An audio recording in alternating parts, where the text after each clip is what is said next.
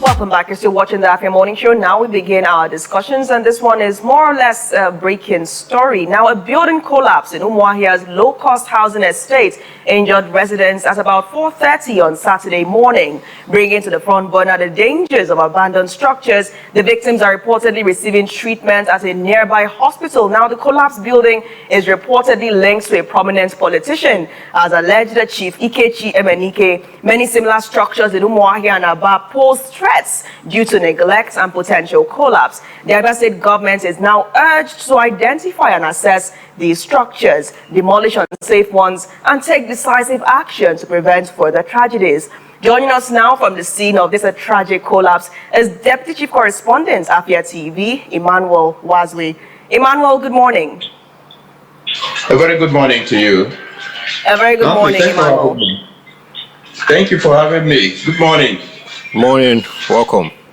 Good morning. Thank you. Yeah, so bring us up to speed on what happened in Umuahia the weekend. And, we understand that you're at the scene right now. What was your immediate reaction when you heard about the building that collapsed? How did you feel about it, and how did you, get involved in that coverage?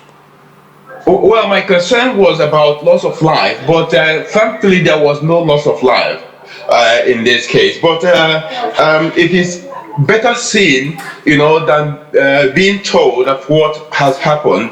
And you will, just as I am here, you wouldn't believe that I'm in a bedroom of, in fact, one of the victims. You see, this is a bedroom where this happened, and looking at this areas, look at the collapsed building. This is exactly what has happened. I am standing right on what used to be their bed. This is what used to be their bed. Then a kitchen by this side, as you can see. Then people were lying down here. In fact, they were removed from this rubble. If you can see, if the camera can do justice to this, you'll be able to see what has happened. This is just a building that is just behind the ill-fated building, and you can see the rubbles. You can see the rubbles from here. In fact, the fact that people survived this particular incident can be said to be a miracle, and that's just the situation. I am here with Joshua Eke, and he is a witness, in fact, a resident here. He can tell us what really happened. Mr. Eke, how are you? I'm sorry, sir. Okay, so tell us, bring us to speak about what happened here. Okay, it should be on Saturday morning, around 3:30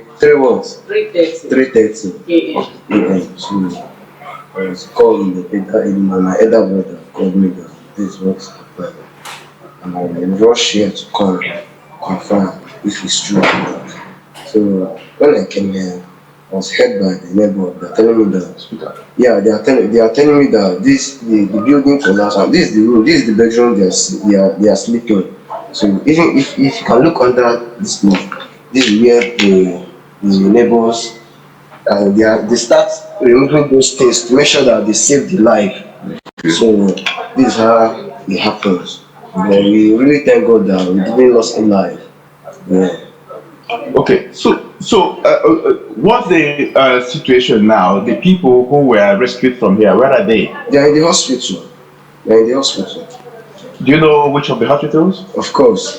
Abia Specialist. Yeah, okay, so from here we'll be visiting Abia Specialist. Maybe they will be able to grant us entry to be able to see these survivors of this collapse. And this brings to mind, Nathalie, what you see here is just one of the 3 buildings in this compound, even though the government of Abia State, through the UCDA, that's the Umuahia Capital Development Authority, has sealed off the premises from the entrance. So I couldn't get entrance from there. I had to go through the back to locate this compound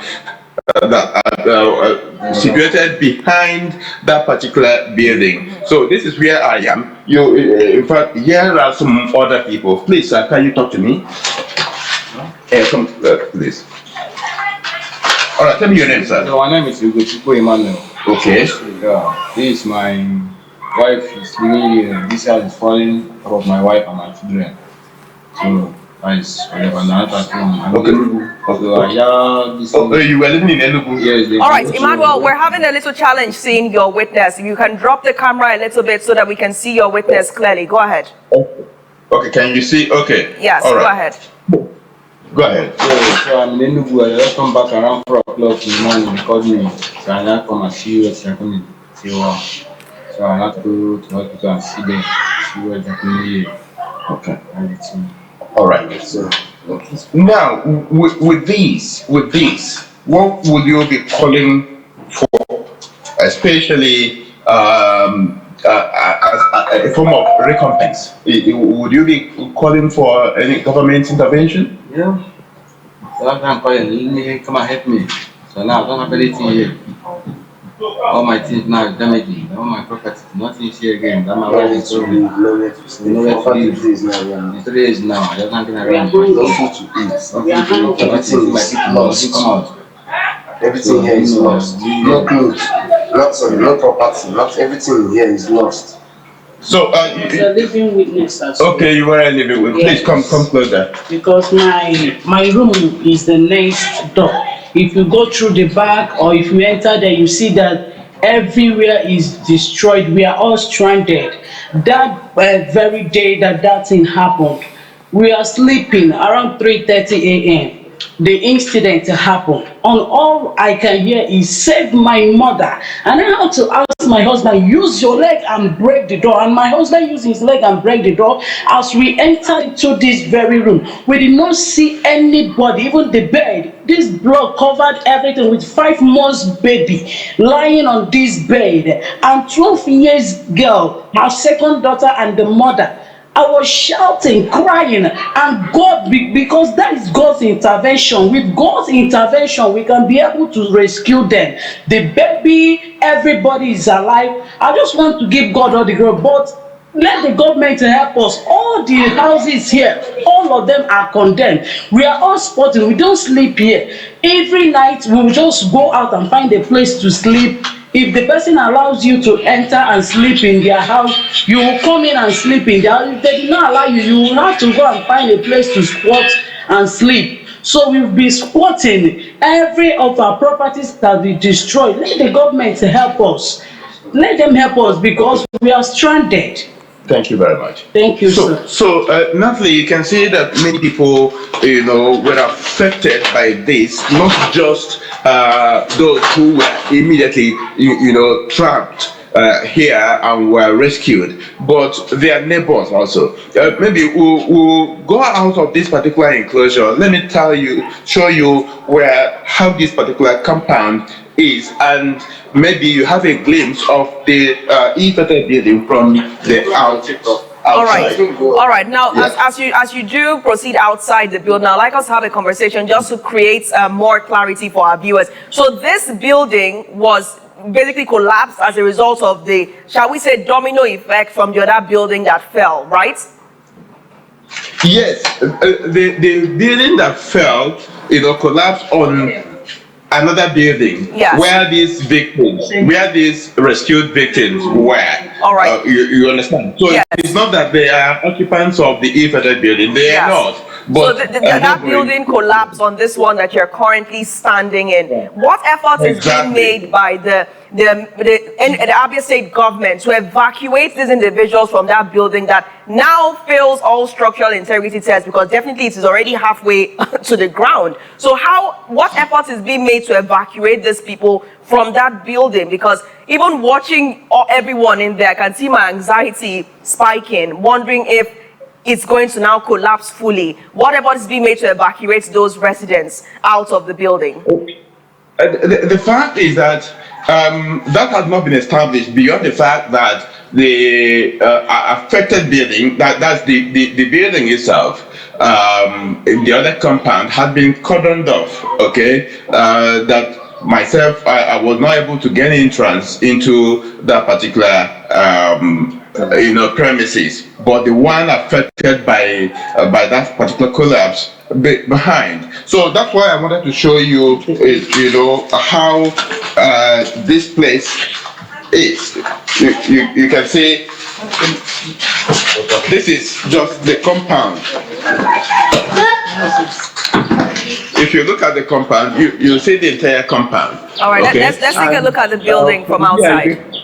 So you can see the building from out. I don't know if you can see the remnant of the old building from outside. Right. If we can get a wide view of it from our producers, let's have a wide view of the building. If we can expand on Emmanuel's frame so that we can take a look at it. All right, go ahead, Emmanuel. Go ahead. Show us the full view of the building. Great. All right. So if you can see that this is just the full view.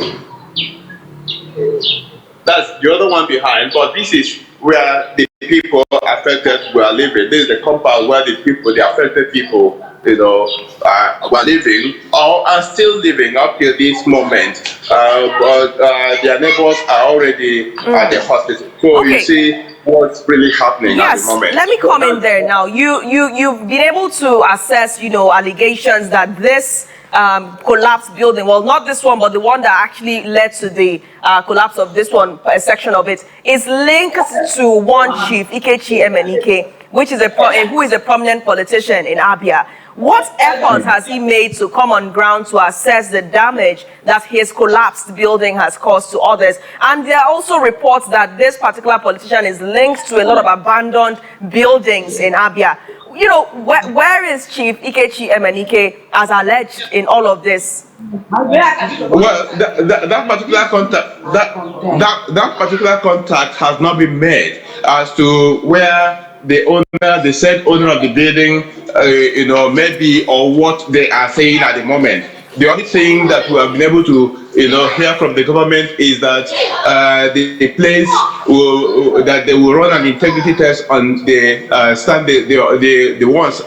buildings that are already standing, the remnant of the buildings, and if they fail integrity test, that it will be pulled down. So that's just the information we have as of the moment.